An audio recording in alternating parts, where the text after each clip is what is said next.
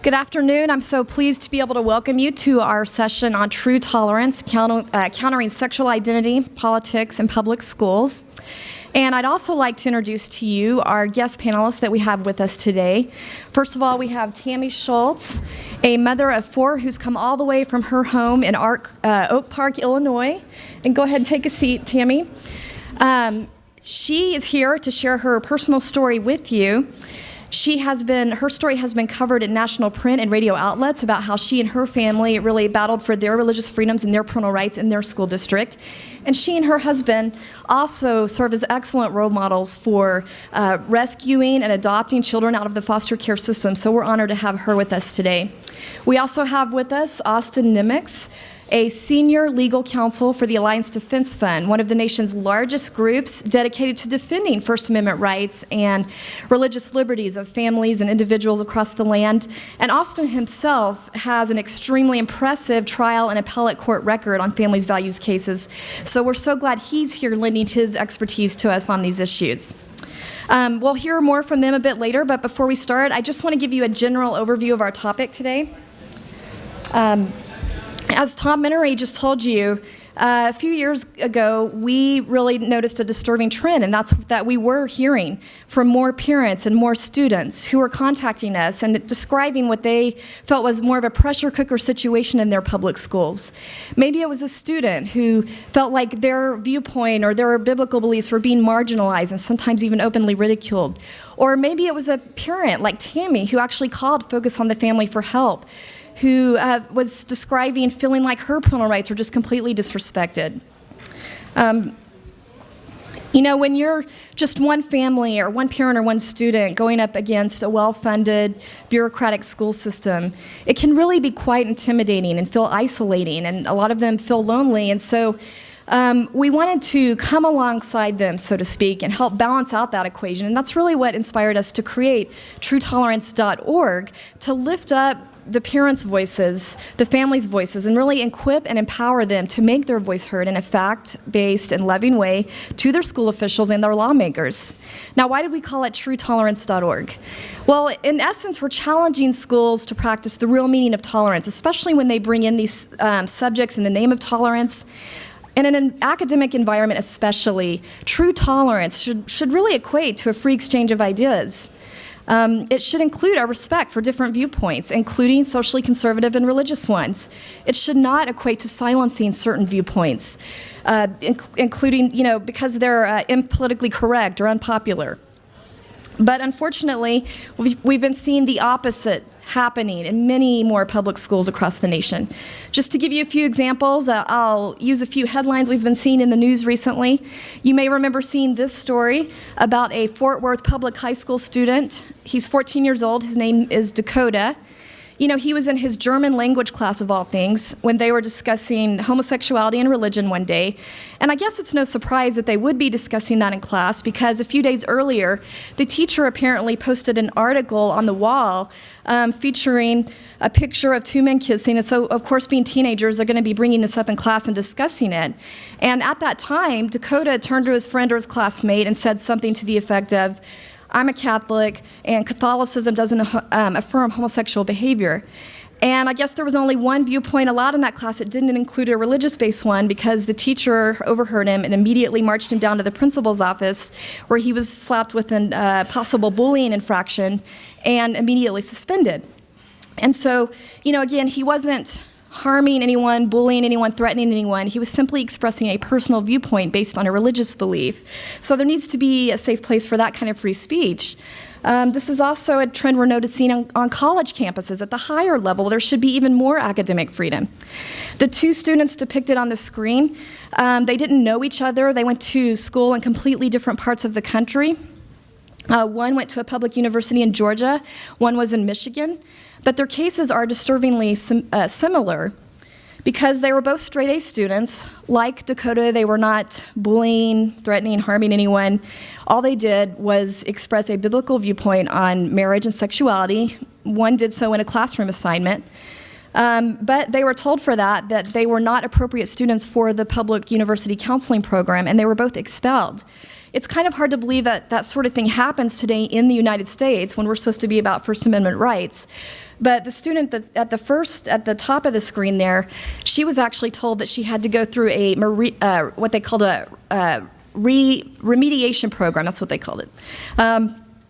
And she had to do things like, I think the words they used were increase her exposure to homosexuality groups by doing things like going to a gay pride parade. She actually tried to comply with their demands, but then she realized that when she was told to write this paper explaining how her viewpoint might have changed or been influenced, that she couldn't honestly do that because her biblical beliefs weren't going to change through a forced mechanism like this. So she was expelled. Now, I think we can all in this room agree that we do need safe schools. Those efforts are worthwhile. We need to protect kids, including those who identify as gay and lesbian. That's absolutely true. But these incidents are crossing way beyond simple safe school efforts, crossing way beyond bullying prevention into all-out thought control types of programs, and gross free speech violations. So I would present the question, why is this happening? Why are we seeing this trend? Well, I'd like to submit to you that one of the big reasons this is happening is because we're letting a legitimate issue in this nation, school safety, protecting kids, be driven primarily in many instances by sexual advocacy groups. Instead of a more objective framework of maybe child health or safety groups, it's become more narrow and politicized. Just to give an example, I could list lots of these groups doing this, but for lack of time, I will just highlight one, GLSEN, the Gay, Lesbian, and Straight Education Network. GLSEN is one of the largest homosexual activist groups that targets its efforts entirely on K through 12 public schools. And you'll often hear GLSEN touted in mainstream media and by Hollywood types as a leading safe schools group. I think even Lady Gaga donated one of her song proceeds to GLSEN. And you know, it does sound really nice and like a compassionate cause we should get behind, safe schools. So what would be wrong with that? Again, I think we can all agree with protecting every child, but the problem is that we're seeing a narrow politicized agenda with these sexual advocacy groups that doesn't reach the whole problem. And just to give you Exhibit A, here on the screen is a quote from Kevin Jennings, founder of GLSEN. Now, some of you may recall his name from the fact that he is our former Safe Schools Czar appointed by President Obama. And before he got that job, he spent some 17 years crafting and shaping the vision of GLSEN. This is from a speech in his early years when he was first starting out the group. And he outlined his strategy in that speech. And you can see that he talks about using safety as a political tool to put opponents on the defensive and to set the terms of the debate. So what debate is he talking about? Well, I think he's talking about the debate over who's going to set the agenda for how things like homosexuality, controversial sexual topics are taught in schools, whether parents like it or not. Because when you look at GLSEN's actual materials, there just isn't a lot of room for parental rights, religious freedoms, and that's what we're concerned about. How does this translate into the classroom? Well, this is from an exercise that's promoted by GLSEN to educators in one of its educators' resource booklets. You can see that it's recommended for high school age, and what it is a homophobia scale. You can see that it lists as homophobic levels of attitudes, tolerance, and acceptance. And this is a reflection of the philosophy driving what they want in schools, and it just gives you an idea of what a classroom would be like if this philosophy was in control. And so you heard me right, tolerance and acceptance are listed as homophobic. So what does GLSEN think should be allowed in schools?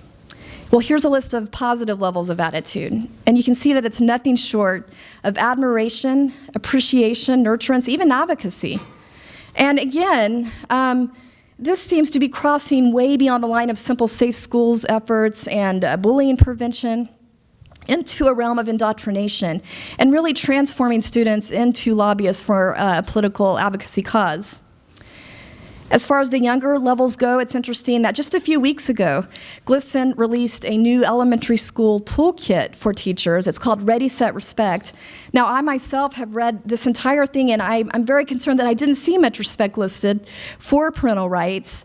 But what I did see are recommendations for teachers to do things like have children as young as kindergarten draw their favorite fairy tale characters, and basically depict them exhibiting cross-dressing behaviors. An example given is Spider-Man wearing a magic tiara. GLSEN also encourages teachers in this school kit to use books like the one I have depicted there, 10,000 Dresses, familiarizing kids with transgenderism, cross-dressing. Now, if you're a parent and you don't have a problem with this, that's great, you have a choice. But what we're concerned about is this increasing trend of those parents like Tammy that are finding these things mandated in their local school district, and they're not really comfortable with their children being introduced to topics like cross-dressing, transgenderism against their will, and we really feel like those parents' voice should be heard too and respected.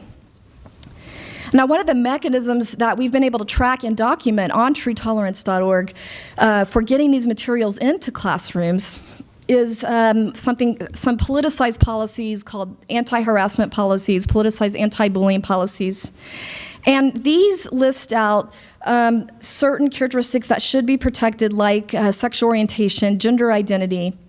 It's called enumeration, and you can see that GLSEN specifically pushes this as a tool for advocates. And in fact, GLSEN has pushed this at the federal level, where it would federalize the issue and mandate that most of the local schools in the land would also have these types of anti-bullying policies. Now again, on the surface, this sounds really great. I mean, you might be thinking, what's wrong with trying to list out protections for certain people that need it? Well, we have several concerns with this. First of all, on a more philosophical basis, we're concerned about the message that it sends to our children when we tell them they're only worth being protected because of how they identify or what social subgroup they belong to. We really believe that they should be protected from harm, whoever you are and however you identify sexually or otherwise, because you are a sacred creation of the living God, and therefore you have innate dignity and worth. And we feel like that is a healthier and a loving message to send to all of our children in schools. We've also been able to document, as I mentioned before, how these policies are being used as mechanisms or leverage to undermine parental rights, and we're deeply concerned about that as well. The best example of this, of showing the cause and effect with this, is what happened to parents in Alameda, California. And in California, some 7 million voters there voted to support the definition of man and woman. And regardless of what you think of that, the fact is that a majority of voters showed their will at the ballot box, and a lot of them are parents. And yet this school district in California mandated teaching about same-sex marriage to kids as young as 6 years old, whether their parents liked it or not. And in fact, when the parents tried to opt out, they were told they couldn't, even if it conflicted with their family's deeply held beliefs, or maybe they just didn't think their their child was emotionally or psychologically prepared for those topics at 6 years old. But they were told they couldn't do that, and in fact, the parents filed a lawsuit and tried to opt their children out that way, and they lost that lawsuit. So pay close attention to this. How did the school justify mandating those lessons despite the ballot vote? How did it justify doing this in a way that it could win a lawsuit? Well, it's cited specifically, that's an actual excerpt from the school's justification for mandating those lessons, California's so-called safe school laws that list out the sexual orientation categories. So that's how it's used as leverage, and we've documented that not only in California, but in many different states, like Illinois, where Tammy's from, Massachusetts, many different states across the country. I think there's at least 14 states with these kind of provisions. So now that I've given you our concern with how this issue gets politicized and the enumerated policies, you might be wondering, well, what is Focus on the Family and Citizen Link's position on bullying? How do you guys think it should be addressed? Well, again, I want to reiterate that we do think it should be addressed. It is a serious problem, and schools should prohibit bullying and protect children. But we think the best kinds of policies are those that have objective, strong protection for every child, regardless of what reason the bullying happens. In other words, the emphasis should really be in the right place. It should be on the bully's wrong actions, not on the school trying to determine the perceived thoughts of the bully, why the victim was targeted, because we all know that harming someone is wrong for any reason, regardless of the latest excuse or reason that the bully chose. And we really strongly believe that this position, this way of approaching it, has a firm spiritual and constitutional basis. As I mentioned before, we are a Christian ministry, and so we come from a biblical viewpoint, and our viewpoint is informed by the biblical teaching that all men are created by God and are sacred sacred human beings that have innate dignity and worth and should be protected regardless of how they identify, and we believe that deeply. We also believe this is a principle reflected in our Constitution, where the Founding Fathers wrote that all men are created equal, that they all have unalienable rights. And you know, when the Founding Fathers wrote that, they didn't find it necessary to attach a list of certain human beings that were created especially equal, because that would sort of render the whole point moot. And we believe that this applies with these policies as well. I'll just mention lastly that we also believe this is well backed by statistics.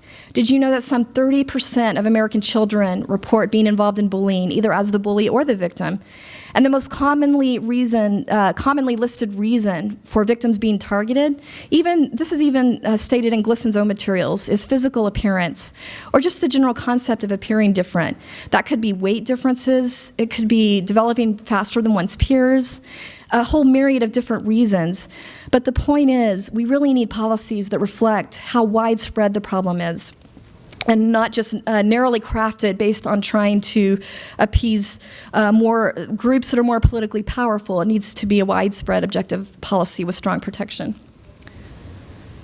And then last but not least, actually, our position is deeply rooted in a respect for parental rights.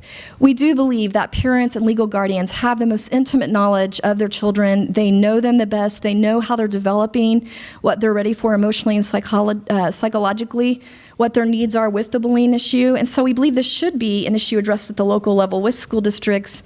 And schools should come alongside parents to be partners with them, not putting up more hurdles as parents try so desperately to protect their children's innocence in this culture where it's already hard enough. Now is a good point to transition over to our first panelist, Tammy Schultz. And Tammy, you can just remain seated there. And I'm just going to do a little Q&A with Tammy so that she can share her story with you. She couldn't bring her whole family up here today, so we have a picture of them up there. That's Tammy with her husband, John, and their 4 children. And Tammy, since we're starting with that, why don't you tell us a little bit about your family and how you chose for them to go to school in the Oak Park Elementary School District? Okay, obviously my husband and I adopted 4 children. We live just outside Chicago, and so we chose to adopt through the foster care system.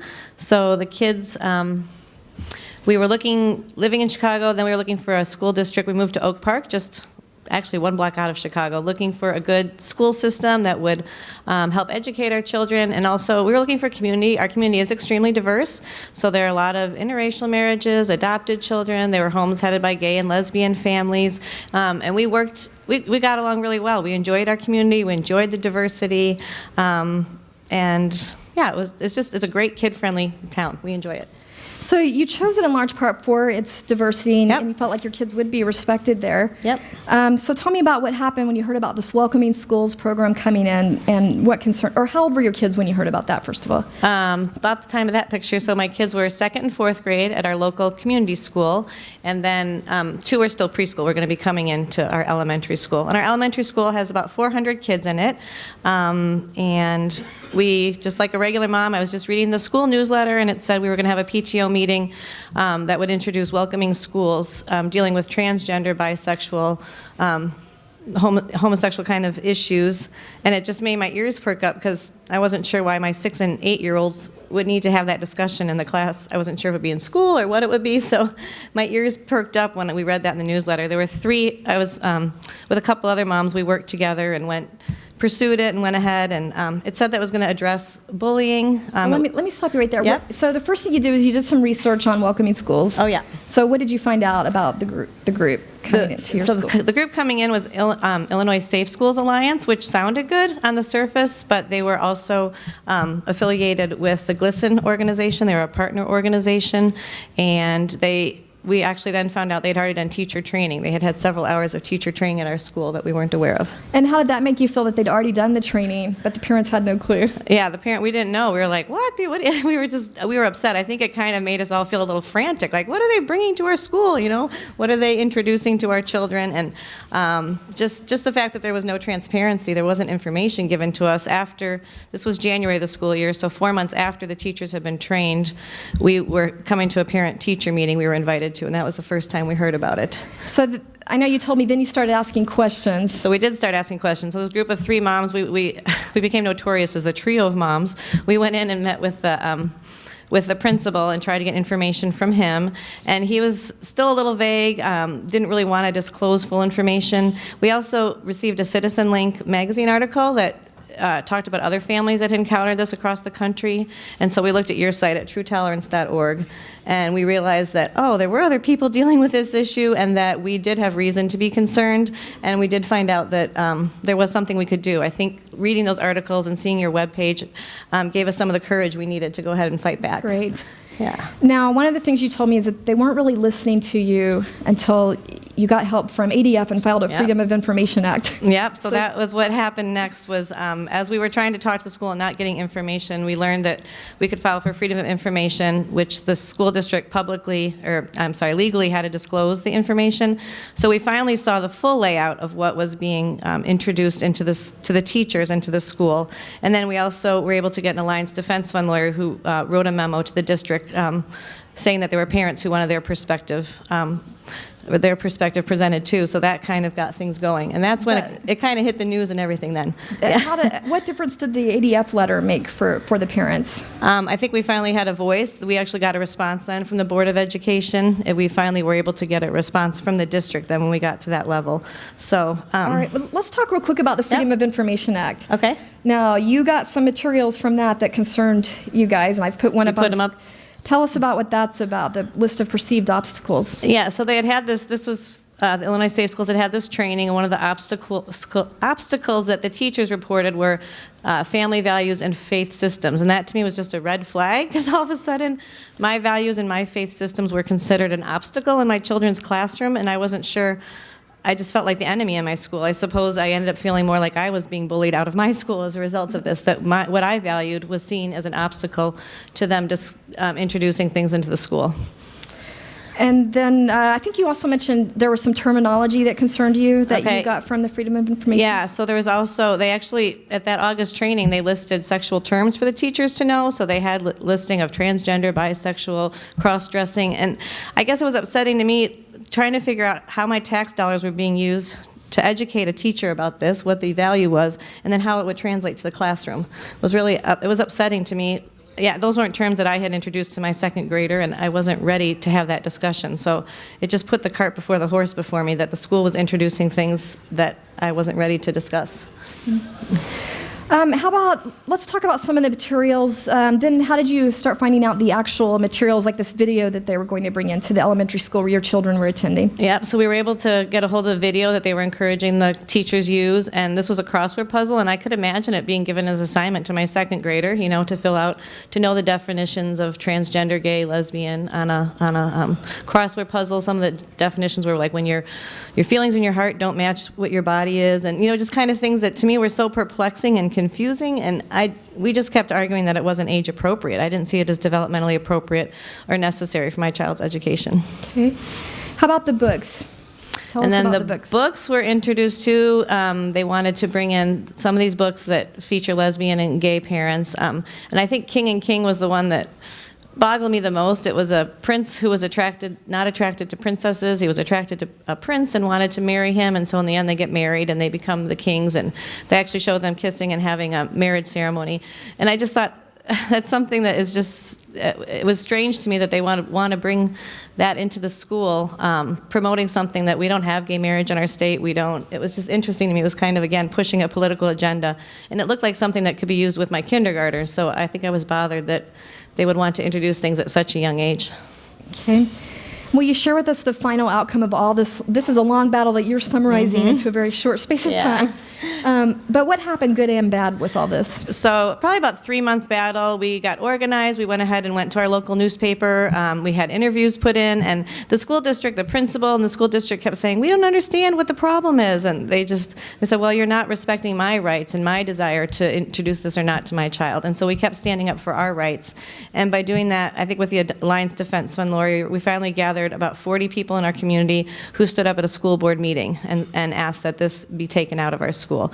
And so by doing that, I think the school board then put in policies that said these things couldn't be introduced apart from parental opt-in. A social worker had to be present. It wasn't for group presentation. So thankfully, the school board put so many parameters in using the materials that at this date, I don't think any teachers have used it. This wasn't something teachers wanted to use. I just need to say it was an outside political group that was allowed to come in and speak into our school. So it wasn't something that teachers or parents were requesting. It was a political group coming in. So the school board was able to put safety nets in place that these things haven't been taught in our school. Okay. Yep.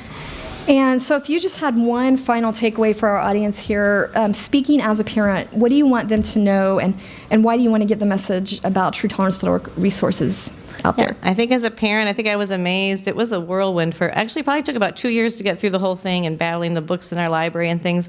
But just realizing that as a parent you do have rights and that you should stand up and that it's important to get other people who are like-minded together and that not to allow people just to come in and push agendas into your school, that you as a parent have a right. You can choose what's developmentally appropriate and what you want introduced into your children. And just that people should, they should stand up for what they believe is right and to be involved to make sure these things don't happen. What do you want them to know about what parents like you are experiencing or how you're feeling? If they don't hear from any other place, what do you want them to know about how your family was feeling during that time? I think we were just feeling like threatened, like, can my kids even go to the public school if they're going to discuss things that I didn't think were appropriate? You know, I think I felt intimidated, and but at the same time realizing that I do have rights, that I am a taxpayer. I've chosen to be involved in my school now. I'm on the PTO, so that as parents that we can be involved, as that we can stand up for our rights, and we should defend what we believe is good and to be taught to our children in the schools. Thank you, Tammy. You did a wonderful job sharing that.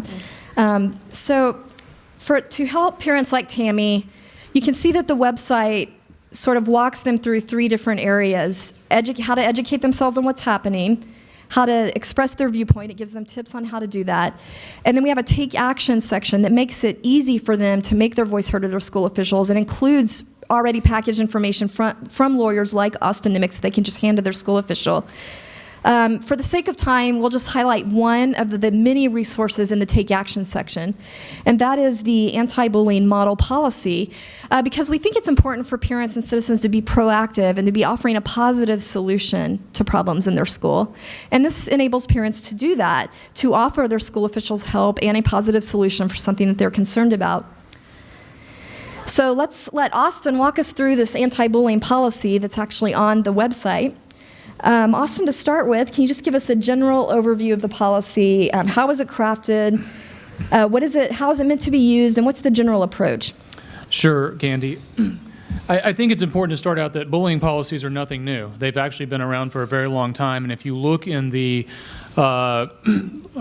codifications of most schools and school districts, you'll find some form of bullying policy. So the first thing we did in trying to address bullying, knowing that this is a real issue and it's a serious issue, and schools do need directive guidance on this, is we researched bullying policies that existed across the country. We looked at nearly 50 policies from, I think, over 30 different states, small school districts, large school districts, red states, blue states, north, south. We really took a comprehensive sample of the country and really studied these policies to try to put together a policy that made sense, at least from an educational standpoint. Secondly, when we crafted this policy, we wanted to craft it in a way that it could be applied at multiple levels. Some states have taken on the bullying issue at the state level and implemented policies at the state level, or at least directives at the state level. Some people deal with it at the local level, specifically as to an individual school, and then it's also dealt with at a school district level. So the policy that we crafted can apply equally in all of these circumstances. If you wanted to turn it into a piece of state legislation, it would not take a lot of difficult effort to make that happen specifically. And then lastly,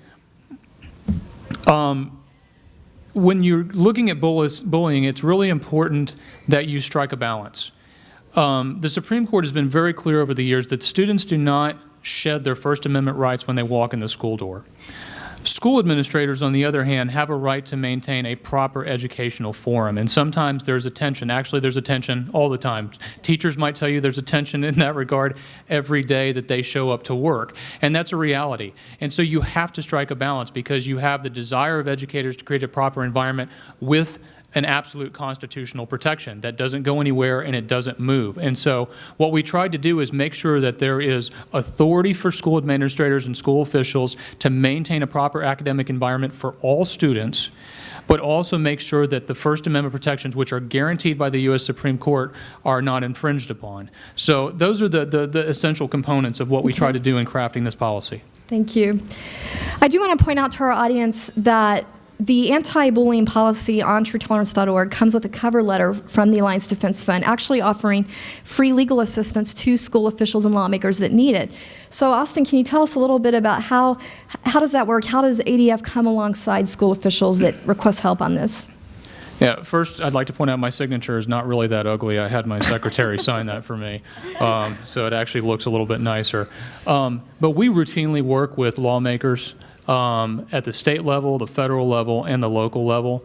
We've made ourselves available to lawmakers all over the country in dealing with bullying and any other issues. So at ADF, we break up our legal teams by topic area, and we have a team called our Center for Academic Freedom, and they are exclusively focused on school issues, whether it's in the university level or the secondary education level, and are fully available to help guide a district, a principal, a policymaker of any level who is interested in addressing this.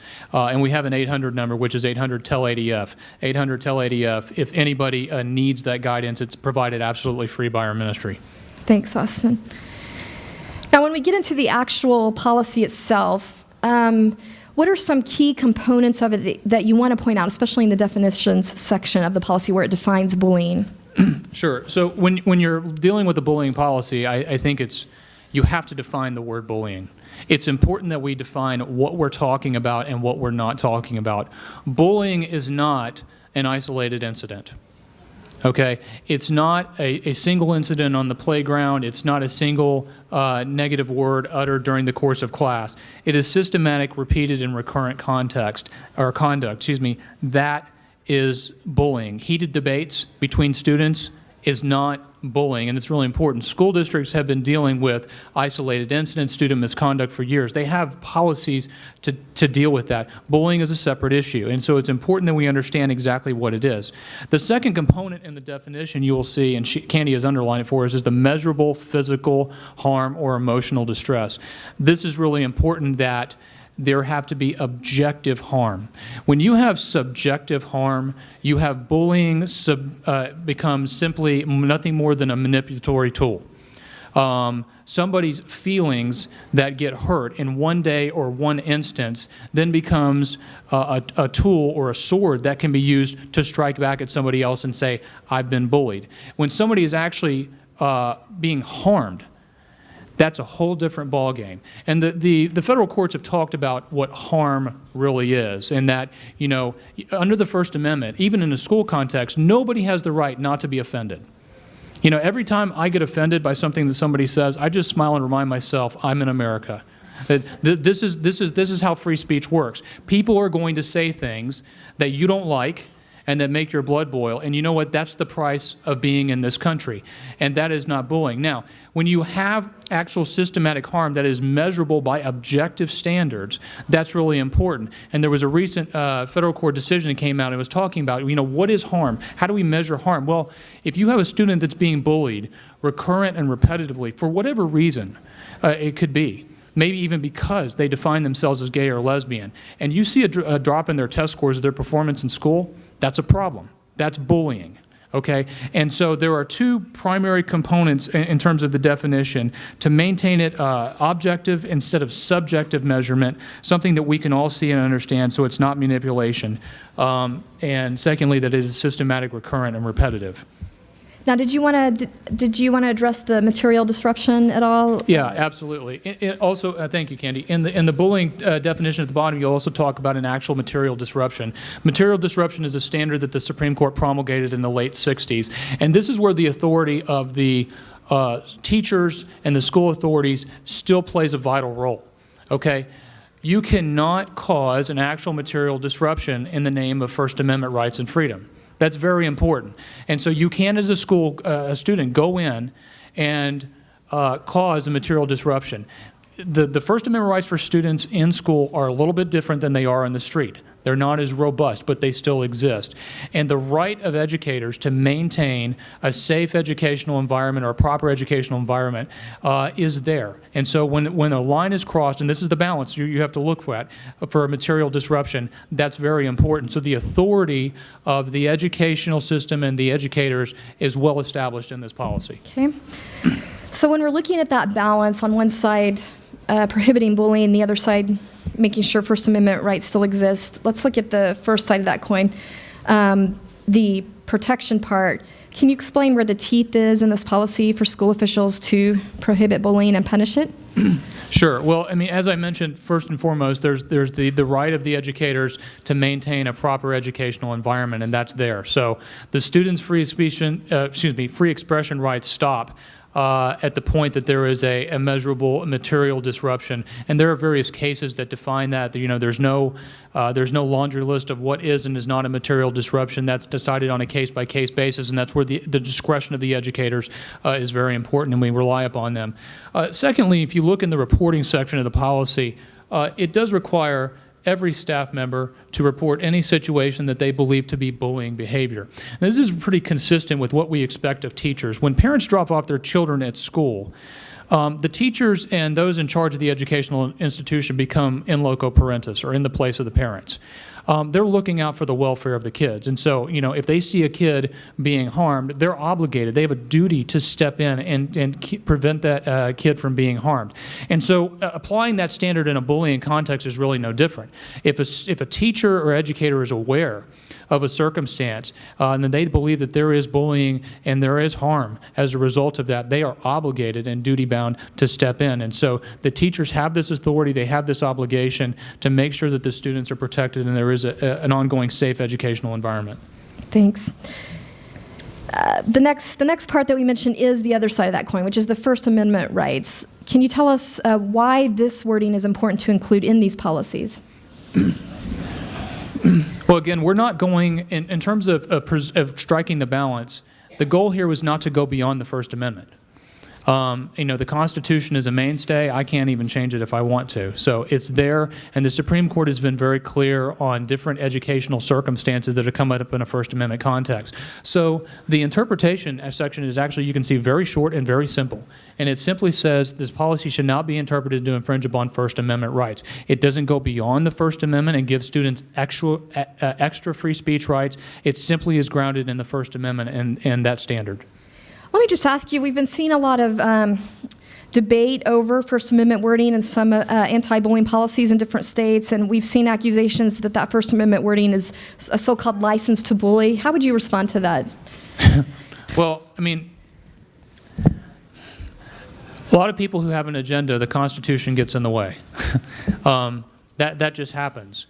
And like I mentioned before, it's been very clear, even in school, when you look at the jurisprudence, the Supreme Court has been clear, no student has a right not to be offended. No student has a right not to have a bad day or have their feelings hurt. That is part of it. Whether we have a bullying policy or not, you put a bunch of kids in a room together, I promise you, somebody's going to get their feelings hurt. Somebody's going to say something that somebody doesn't like. That kids have been doing that for a long time. I mean, we had bullying in my school when I was growing up, and I don't think we had all these politicized bullying issues of the day.